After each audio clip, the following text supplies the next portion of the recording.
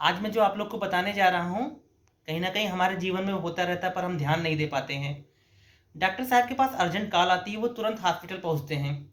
Waiting room पे बैठा पिता उनके ऊपर चिल्लाने लगता है, "आप कैसे डॉक्टर हो? आपको आने में कैसे इतनी देर हो गई?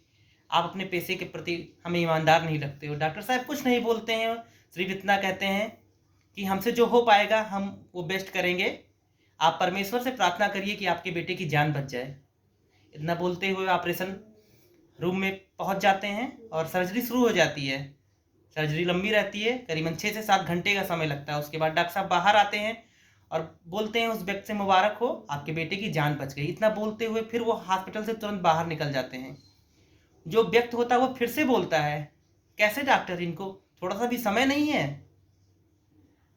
जो नर्स वहाँ की रहती है, उसकी आंखों में कहीं ना कहीं आंसू आ जाता है। वो बोलती है, जो हमारे डॉक्टर साहब हैं, उनके बेटे का कल एक्सीडेंट हो गया था और उसकी मृत्यु हो गई थी। उनका आज अंतिम संस्कार चल रहा था। उस अंतिम संस्कार को छोड़ के वो आपके बेटे की जान बचाने के लिए आए हैं। इतना सुनते हुए जो पिता होता है, उसकी आंखों में आंसू आ जाता है। कहीं ना कहीं वो अपने आप को बहुत ही शर्मिंदा महसूस करता है कि मैंने क्या कह दिया डॉक्टर साहब से।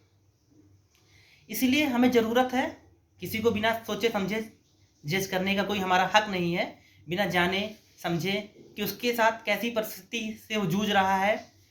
हाँ, उसके साथ भी बहुत सी प्रॉब्लम हो सकती है, सामने वाले के पास में भी, और हम उसको चिल्लाने लगते हैं, उसके ऊपर उसे कुछ कहने लगते हैं। ये गलत होता है। इस चीज़ों से आपको और हमको ऊपर उठना चाहिए। इसीलिए मैं कहता हूँ, अगर हम जमी पे बैठें तो लोग उसे हमारी औकात नहीं, उसे हमारा बड़प्पन कहें।